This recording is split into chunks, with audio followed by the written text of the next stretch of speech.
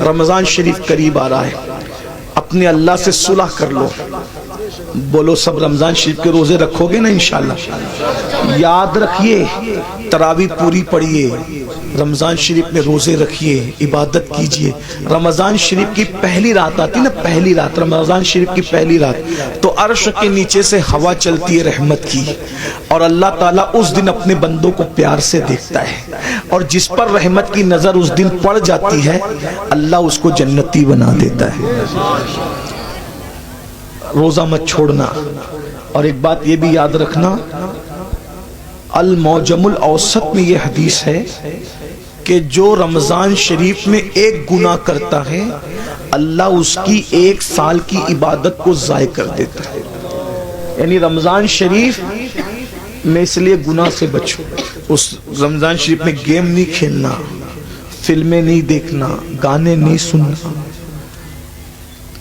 آج کل تو لوگ افطار کے وقت بھی واٹس ایپ پہ لگے رہتے ہیں، اور وہ پتہ نہیں کچھ پاگلوں نے ایسے چینل شروع کر دیے کہ وہ چینل سحری کے وقت بھی چالو رہتے ہیں، افطار کے وقت بھی چالو رہتے ہیں. اچھا ٹھیک ہے بھائی، چینل تم چلاؤ، جو ہے وہ اس میں دن بھر تقریریں کرو، سحری افطار میں لوگوں کو رونے دھونے دو، عبادت کرنے دو، اللہ سے جڑنے دو. اور پھر ان چینلوں کے اوپر عورتیں بھی بیٹھی ہوتی ہیں، مرد بھی بیٹھے ہوتے ہیں، اور رمضان ٹرانسمیشن چلتا رہتا ہے. وہ کیسے بے غیرت مولوی ہے جو عورتوں کے ساتھ افطار کے وقت بے پردہ بیٹھتے ہیں؟ کوئی ان کو روکنے والا نہیں، کوئی ٹوکنے والا نہیں، عورتوں کے ساتھ بیٹھتے. غور تو فرمائے، کوئی دین دھرم ہے؟ عورتوں کے ساتھ بیٹھ کے تم دین سکھاؤ گے؟ عورتوں کے ساتھ بیٹھنا کیا ہے؟ امام ابن الجوزی لکھتے ہیں کہ کسی نے کہا یا رسول اللہ اگر کوئی عورت کے ساتھ اکیلے بیٹھنا چاہے تو آپ کیا فرماتے ہیں؟ آقا فرماتے ہیں نہیں بیٹھنے کی اجازت ہے. کہا اگر عورت نیک اور مرد نیک ہو؟ تو آقا فرماتے ہیں عورت اگر مریم جیسی نیک ہو اور مرد یحییٰ جیسا نیک ہو اور دونوں قرآن سیکھنے سکھانے کے لیے بیٹھیں تو بھی میں ان کو بیٹھنے کی اجازت نہیں دیتا. کون مریم ہے؟ سنگھار کر کے بے پردہ منہ کھول کر. پہلی بات کوئی شریف عورت اس طرح آئے گی؟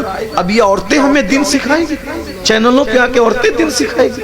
اور تمہیں بھی غیرت نہیں آتی افطار کے وقت روزے کی حالت میں عورتوں سے دین سیکھتے بیٹھے؟ لا الہ الا اللہ. کیا میرے بھائی، ام المومنین سیدہ عائشہ صدیقہ کی قرآن پڑھنے کی آواز بلند ہو گئی تو فاروق اعظم رضی اللہ تعالیٰ نے عرض کیا رسول اللہ امی جان عائشہ زور سے قرآن پڑھی تھی، آواز گھر کے باہر جا رہی تھی. آقا نے میں عائشہ عورت کی آواز بھی عورت ہے، زور سے قرآن نہ پڑھا کرو. سارے مومنین کی ماں، ان کو روک دیا کہ زور سے قرآن نہ پڑھو. یہ دین ہے، یہ دین کی پوترتا ہے، یہ دین کا تقدس ہے. سب پامال کیا. یہ افطار اور سحری کا وقت کیا ہے؟ اللہ تعالیٰ سحری اور افطار میں اپنے بندوں سے کہتا ہے کوئی مجھ سے روزی مانگنے والا؟ روزی مانگو میں تمہیں روزی دوں گا. مغفرت مانگنے والا؟ مغفرت مانگے گا مغفرت دوں گا. ہے کوئی مجھ سے نعمتیں مانگنے والا؟ میرے بندے مانگ، میں وعدہ کرتا ہوں تو جو مانگے گا میں تجھے عطا کروں گا. کیونکہ یہ رمضان ہے، سحری اور افطار کا وقت ہے، مجھ سے جو مانگا جائے گا میں عطا کروں گا. سال بھر لوگوں کے دروازوں پہ دستک دینے والوں، اللہ کی رحمتیں تمہارے دروازے دل پہ دستک دیتی ہے. مان کیا مانگتا ہے؟ اس وقت تو نہیں مانگتے، پھل کاٹتے رہتے، ادھر ادھر باتیں کرتے رہتے، بھنکس بازی کرتے رہتے، واٹس ایپ پہ لگے رہتے، فیس بک. میرے بھائی رمضان شریف کا فائدہ اٹھا لو.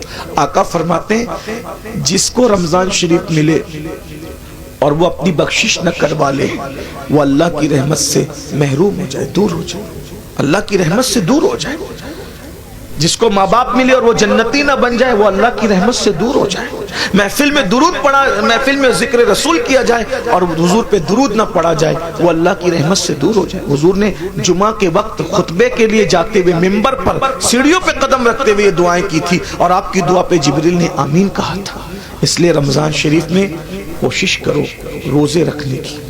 جو ایک روزہ چھوڑ دے رمضان شریف کا، صرف ایک روزہ، پوری زندگی روزہ رکھتا رہے، ایک رمضان شریف کے روزے کی فضیلت کو نہیں پا سکتا.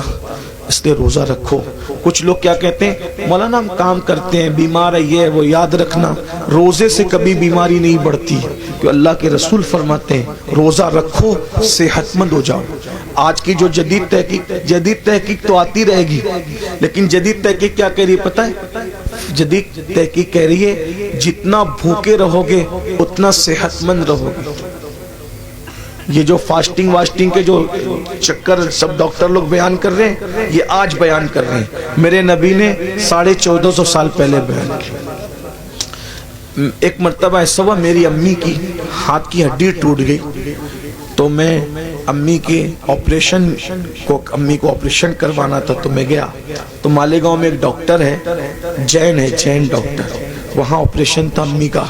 تو میں گیا تو لوگوں نے بتایا کہ یہ جو ہے وہ فنا ہے، تو اس نے اپنے کیبن میں بلایا، تو کیبن میں بلا کر کے بٹھایا، تو اس نے کہا اپنے جو اس کا دواخانے میں جو بندہ تھا اس کو بلا کہا کہ پانی لاؤ، چائے لاؤ سر کے لیے۔ تو میں نے کہا کہ ہم پانی نہیں پیئیں گے، چائے بھی نہیں پیئیں گے۔ تو کہا کیوں؟ تو مجھے ایسا لگا کہ یہ جین ہے، اگر میں اس کو نہیں بتاؤں گا تو یہ کہیں بدگمان نہ ہو جائے، تو اسلام سے بدزن نہ ہو جائے کہ یار دیکھو یہ مسلمان لوگ ہماری چائے بھی نہیں پیتے۔ تو میں نے کہا میں چائے اس لیے نہیں پیوں گا، میں روزے سے ہوں۔ تو اس نے کہا کیا رمضان آ گیا آپ لوگوں کا؟ میں کہا نہیں، رمضان نہیں آیا ہے، ہمارے نبی صلی اللہ علیہ وآلہ وسلم کی سنت ہے کہ ہمارے نبی ہر مہینے کی 13، 14 اور 15 تاریخ کو روزہ رکھتے ہیں، تو ہم لوگ بھی روزہ رکھتے ہیں، ہر مہینہ ہم لوگ روزہ رکھتے ہیں رمضان شریف کے علاوہ۔ یہ ہمارے نبی کی سنت ہے اور اس کی بڑی فضیلت ہے۔ ہمارے نبی صلی اللہ علیہ وآلہ وسلم نے فرمایا کہ یہ جو روزے رکھتا ہے 3 روزے، تو اس کو پورا مہینہ روزہ رکھنے کا ثواب ملتا ہے۔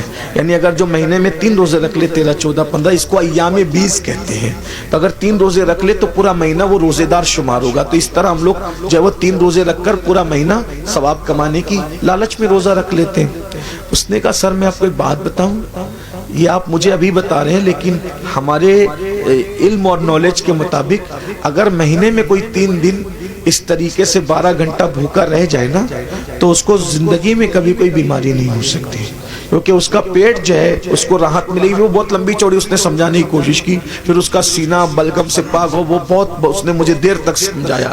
میں نے کہا یہ سب تو اپنی جگہ ہے، ہم اس لیے نہیں رکھتے، ہم صرف اس لیے رکھتے ہیں ہم نفع و نقصان کے سوداگر نہیں ہیں۔ محبوب نے کہہ دیا بس ہم نے کرنا ہے، ہمارا مزاج ہے، ہم مسلک عشق والے ہیں، ہم سوداگر ثواب کے بھی نہیں ہیں اور ہم سوداگر نفع و نقصان کے بھی نہیں ہیں، یاد رکھیے۔ تو برحال اس وقت اس نے مجھے بتایا، تو میں نے کئی لوگوں کو بتایا کہ دیکھو غیر مسلم لوگ بھی روزے کے قائل ہو رہے ہیں، بلکہ اب تو بہت سارے غیر مسلم بھائی بھی رمضان شریف کے بہانے وہ روزہ رکھنے کی کوشش کرتے ہیں تاکہ فاسٹنگ کا فائدہ ان کو بھی مل جائے۔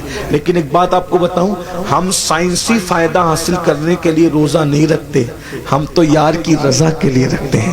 اور میرا اللہ فرماتا ہے، آئے ہائے کیا بات کہی میرے اللہ نے، اللہ فرماتا ہے روزہ میرے لیے ہے اور میں ہی اس کی جزا ہوں، یعنی ہر نیکی کا ثواب ہوگا اور روزے کی اجر کیا ہے؟ ذات الہی کا دیدار ہوگا۔ اسی لیے آقا فرماتے ہیں روزے دار کو 2 خوشی ہے، 2 خوشی کیا؟ ایک افطار کے وقت اور لقائے رحمان کے وقت، یعنی اللہ کا دیدار نصیب ہوگا روزہ داروں کو۔ اللہ جنت میں روزہ داروں سے بے حساب ملے گا، بے حساب ان کو اپنا دیدار، اور بے حجاب اللہ ان کو اپنا دیدار عطا فرمائے گا، بے حجاب، بے پردہ۔ سوچو تو صحیح، جب اس کا نبی اتنا خوبصورت ہے تو اتنے خوبصورت نبی کو بنانے والا خدا کے حسن و جمال کا عالم کیا ہوگا۔ جب اس کا یوسف اتنا خوبصورت ہے تو یوسف کو بنانے والے خدا کے حسن و جمال کا عالم کیا ہوگا۔ کیا مزہ آئے گا جب اپنے اللہ کا جنت میں دیدار کریں گے۔ لیکن کون کرے گا؟ جو جنت میں جائے گا، جو جنت میں جائے گا ہی نہیں اس کا کیا حال ہوگا۔ اس لیے توبہ کیجئے، توبہ کے دروازے کھلے ہوئے، استغفار کیجئے، اللہ کو منائیے، اللہ کو راضی کیجئے، اللہ سے صلح کیجئے۔ دیکھو اگر آخرت کی تیاری کرو گے تو بھی دنیا سے جانا ہے، نہیں کرو گے تو بھی دنیا سے جانا ہے۔ اللہ ناراض رہے گا، ہڈیاں بھی قبر میں پگھل جائے گی، کیڑے کھا لیں گے، سانپ بچھو ڈسیں گے، اور قیامت تک جو وہ سانپ بچھو ڈستے رہیں گے۔ اور اگر اللہ کو راضی کر لیا کفن بھی میلا نہیں ہوگا انشاءاللہ، کفن بھی میں اللہ کو راضی کر لو، روزے رکھو، فرائض واجبات پر عمل کرو، آج سے پہلے جو ہوا اس سے توبہ کر لو۔ اللہ تعالیٰ ہم سب کو توفیق عطا فرمائے۔ ہم سب توبہ کرتے ہیں سب مل کے۔ زندگی بدلیں گے انشاءاللہ. پہلا کام کیا کرنا ہے؟ ابھی سے نماز شروع کرنا ہے. کل سے نہیں، آج سے. آج سے نہیں، ابھی سے. اور ابھی سے کیا؟ جب انیس المشائخ کا خطاب ہوگا اس کے بعد دعا ہوگی تو جن کی عشاء باقی ہے وہ پہلے گھر جا کے عشاء پڑھیں گے اور سنی سے العقیدہ امام کے پیچھے جماعت کے ساتھ نماز شروع کریں گے. فجر سے عشاء بھی پڑھو، فجر بھی پڑھو.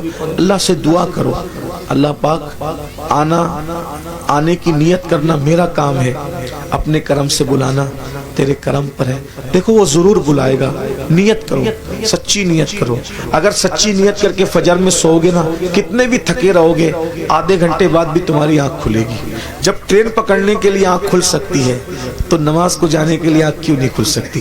بس بات اتنی ہے، ٹرین کی اہمیت دل میں ہے کہ ٹرینیاں چھوٹ نہ جائے تو آنکھ کھل جاتی ہے، تو نماز چھوٹ نہ جائے تو بھی آنکھ کھلے گی. جب انسان ایگزام دینا ہوتا ہے نا تو ایگزام دینے والے بچوں کو نیند نہیں آتی. جب ایگزام کے لیے دنیا کی کامیابی کے لیے اٹھ سکتے ہو تو آخرت کی کامیابی کے لیے بھی تو اٹھ سکتے ہیں نا. جس دن نماز کی اہمیت پتہ چل گئی اس دن انشاءاللہ ہمیں کسی کو اٹھانے کی ضرورت نہیں پڑے گی، ہم خود اٹھیں گے.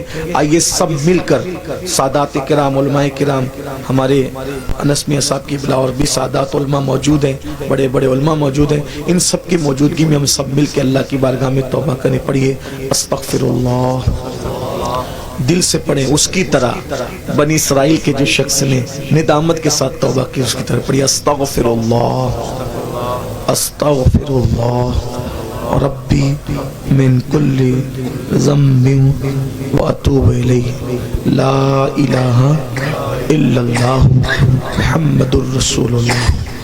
آپ نے توبہ کی، حضور کے قول کے مطابق ہمارا ایمان ہے جو توبہ کر کے کلمہ پڑھتا ہے وہ گناہوں سے ایسے پاک ہو جاتا ہے جیسے ابھی ماں کے پیٹ سے پیدا ہوا. اب آپ کے سب کے گناہ معاف ہو گئے، آپ نئی زندگی کا آغاز کریں. کون کون اللہ کی رضا کے لیے وعدہ کرتا ہے آج سے نماز پڑھوں گا؟ ہاتھ اٹھا کے ذرا اللہ کو بتائیں، اس کے فرشتوں کو بتائیں. سبحان اللہ. اٹھائیں تھوڑی دیر اٹھا کے رکھیں. یہ بزرگوں کو، علماء کو، اللہ والوں کو گواہ بنائیں. ماشاءاللہ پڑھیں گے نا انشاءاللہ. اللہ تعالیٰ یا اللہ ہاتھ اٹھانا ان کا کام ہے، ان اٹھے ہوئے ہاتھوں کی لاج رکھنا تیرے کرم پر ہے مولا. سب کو نمازی بنا دے. السلام علیکم.